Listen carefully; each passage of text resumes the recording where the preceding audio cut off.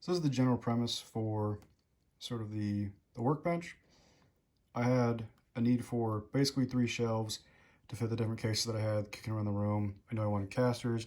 I knew generally how I wanted to put together. I know I wanted the butcher block top. I wanted to open. You can see I have the 1660 cases over there. And I wanted these threaded inserts on the side so that I could potentially use this as a reloading bench, have like a little thing I could take on and off to have my press come on and off the side. I played around with dimensions a whole lot for a while, wasn't quite sure what I wanted. Eventually, I got kind of them down. But this sort of started when I had all these Pelican cases and I was having trouble storing in my room nicely. We jumped back a ways. I looked at a lot of Galitech stuff for a while, and I was toying around with the idea of making like a kind of a bench that would have been like shorter with sort of a cage to the back of it. And it's a cool idea, honestly, just because of where I'm living. That's why I didn't go through with it. Galitech makes a bunch of really awesome modular racks, and so it was going to look something like that. I knew I was going to have like almost like a 6 foot by a little over 4 foot panel that I would be able to have all my guns vertically on, have my big bolt gun there, maybe my plate carrier, something like that. And it would have been pretty cool, but for the most part, it's just a size issue of having to move it again. These sketches aren't really matter, but that was sort of the original premise. And I realized that it really wasn't going to meet the needs of what I was looking for. So jump back to here. These are some bench legs, not really about this.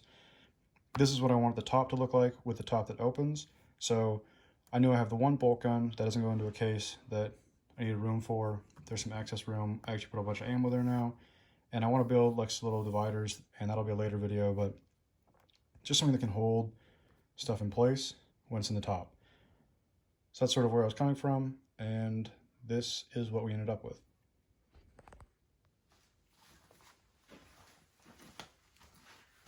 So going from the notebook to having the complete like workbench, there's a bunch of different steps, and you can break it up however much you want. I'm going to try and cut it into a couple different videos. This is sort of the planning video, and then I'm going to chop the next one. It's going to be like making the outside structure. I'll have a video about the wood top, which is not going to be a very interesting video, but this is from Lowe's. It was 135 bucks after a military discount, and for the money, it's a nice butcher block top. It's birch, it's not maple, but I think it still does the job pretty well. Hopefully I look awesome on camera. I don't know, who cares? Next video is going to be putting the panels in. So these all got not completely welded, they're skip welded. There's definitely, it's not fully welded on the inside. I was afraid that with this 16 gauge, it would be way too much heat. It would just flex all over the place and look atrocious. They're recessed slightly. That was an aesthetic thing. You could just have a one sheet panel on the outside and it would look a little less refined, but it would still be fine. So here we have one 1660, two 1660s, this little briefcase, Pelican case, which is my computer case when I travel, fits well in the middle. I was kind of hoping it would, and it did. These are like 19 3/4, so it's a 20-inch gap on the inside there. So that was one dimension that I couldn't move at all. This is a second dimension I could move at all. This is something like it's either 7.5 or 8 inches from here to here. This is a 7-inch case. This holds my GA precision rifle, 301 mag Hospitaller, and it was just kind of sitting around, not in a safe or in like a particularly like secured area as far as like the cases go. It also fits this little other Pelican case. This is a 1450, so it fits that in there nicely. And then it has this area, which this is all becomes storage. This inside sheet sits right on the bottom of this one. So I got the full 1.5 inches out of that right there. There's an 1.5 inches here, and then this is like 5 inches. So obviously 5 plus 1.5, you get 8 inches from here to here. So I thought it was pretty good. 8 inches was not enough for me to have my bolt gun sit vertically in it and be happy. So what I did, these don't need the full 2 feet.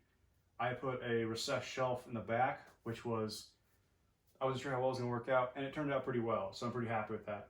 But now I have this top area where I'm gonna have all this storage go. Right now it's kind of a jumbled mess. I haven't had time. I've had this thing made for like a week. I'm pretty busy with work. But this goes up. This needs to have a mount made for it so it stays in place. Because I want it to stay like right there, not up against the wall, because I don't want the homeowner to have issue with it. But yeah, looking inside, like you can see how far I can reach down into here. My bolt gun sits in there and is plenty happy. This is bolted on with some big gate hinges.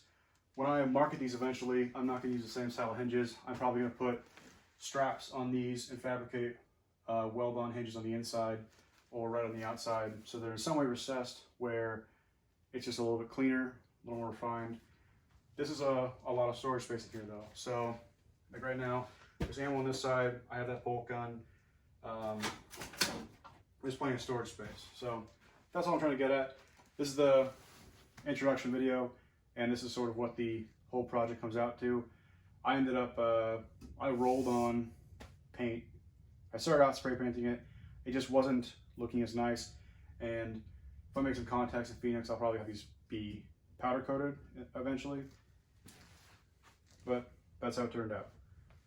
I want to put like a bracket right here and like a hood style, just a post, maybe on one of the sides, maybe one on each side, we'll see. But this is how the gun bench looks from the outside. These are 25 inches. There's a 1-inch overhang right here. Makes it easy to pick up, and also I think it's nicer to have it come out a little bit farther. There's a very slight, like maybe 1.5 degrees cant from here to here, where it drops down. I thought it'd be nice that I wouldn't have pins rolling towards the back and stuff that, you know, put something on there. The birch, it conceals like blemishes pretty well. The underside has the knots that haven't been filled in, and I don't care about it. All I put on here was just cheap mineral spirits that you would treat like a butcher block top with, or like a cutting board. So nothing fancy, and it was pretty budget friendly to actually put together, minus my labor.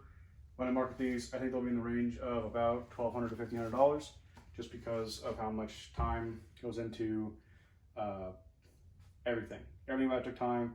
I took my time making sure that I liked the way it was. This, it doesn't have a back to it, so these can go in and out on both sides. They don't slide under their own weight or when you move it around, but I just wanted it to be like if I moved it this way and wanted to grab something, I can still grab those big cases out. And that was also a small cost saving. So the threaded pins over here have a pretty consistent triangle, like equilateral bolt pattern. Only one of the legs is off by a 1/2 inch, and that's by purposeful design. They're using some little threaded machine screws. I'm not sure what the technical term is for this because it has an Allen head, but it is just a small screw. I had like 9 leaves on hand, so it worked out well. It works out better when you don't do that, but whatever. Anyways, so I'm gonna stop the video here. This is sort of the overview. It meets its entire purpose, which is it could potentially be a reloading bench. I can mess with guns and stuff on here. I like the height. It's about 41, 42 inches, somewhere in there. And for me, it's a good height that I can do whatever I want. If I want to sit here and sketch something, it's a nice height for me to sit there and play with that. If I